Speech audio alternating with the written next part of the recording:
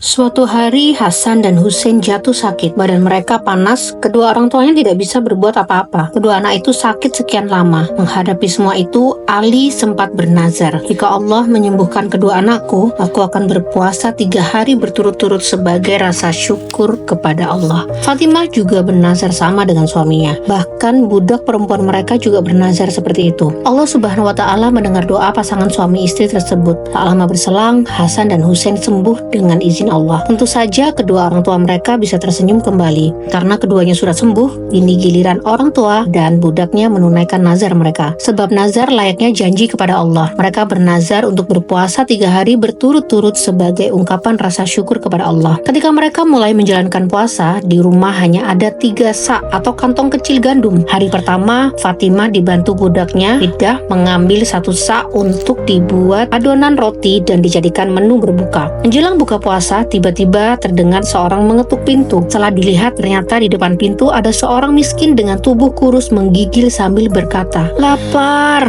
lapar. Sudah 2 hari ini aku tidak makan. Beri aku sedikit makanan yang kalian punya. Mudah-mudahan Allah memberi kalian kenikmatan surga." Usai mendengar orang itu, tanpa basa-basi, Ali mengumpulkan makanan yang disiapkan untuk mereka, lalu bergegas menyerahkan kepada orang tua itu. Ali berkata, "Makanan ini untukmu, wahai fulan." Akhirnya Ali dan Fatimah serta budaknya malam itu tidak makan. Mereka hanya meminum air sekedar menghilangkan dahaga. Hari kedua mereka berpuasa lagi. Seperti hari sebelumnya ketika mereka akan berbuka, tiba-tiba terdengar ada orang mengetuk pintu. Kali ini di depan pintu ada seorang pemuda yang berkata, "Wahai keluarga Rasulullah, aku ini anak yatim piatu. Ayahku meninggal di medan perang membela agama Allah. Tidak lama kemudian ibuku menyusulnya. Sekarang aku tidak punya makanan dan tempat tinggal. Apakah kalian punya sepotong roti buat aku menyambung hidup?" Usai mendengar cerita si pemuda, tangan Ali cekatan mengumpulkan makanan di depannya, lalu diserahkan kepada pemuda itu seraya berkata, "Selamat, Allah telah memberimu makanan ini. Seperti kemarin, malam itu mereka tidak makan, hanya meminum air saja." Pada hari ketiga mereka berpuasa. Peristiwa itu terulang lagi. Ketika mereka menunggu Bilal mengumandangkan azan, tiba-tiba pintu ada yang mengetuk lagi. Ternyata kali ini ada orang yang hampir jatuh, bahkan tarikan nafasnya terpatah-patah. Ia berkata, "Wahai keluarga Rasulullah, aku ini tawanan. Wahai umat Islam, mengapa kalian menawan kami tapi tidak memberi makan? Apakah kalian tidak bisa membunuh kami di medan perang, kemudian ingin menghabisi kami dengan membiarkan kelaparan dan ketakutan?" Ali terbangun dan memberikan makanan di depannya kepada orang itu. Rasa lapar mendera mereka bertiga, namun mereka semua bersabar, banyak bertasbih dan berdoa. Rasulullah Shallallahu Alaihi Wasallam datang menjenguk mereka. Beliau terenyuh dan memerintahkan orang-orang di sekitarnya untuk mengambil beberapa potong makanan untuk memulihkan tenaga mereka. Beliau berkata, "Ini untukmu, wahai putri Muhammad." Beliau lalu masuk ke kamar Ali untuk beristirahat. Tiba-tiba Jibril datang membawa wahyu surat Al-Insan ayat 7-12. Menurut para riwayat ahli tafsir, ternyata yang mengetuk pintu adalah malaikat Jibril yang datang untuk menguji keimanan dan kesabaran keluarga Fatimah. Setelah itu Jibril datang kepada baginda Rasul menceritakan peristiwa itu dan memberikan kabar gembira dengan kendaraan dari emas dan perak di surga untuk keluarga Fatimah sebagai balasan yang setimpal. Wallahu alam.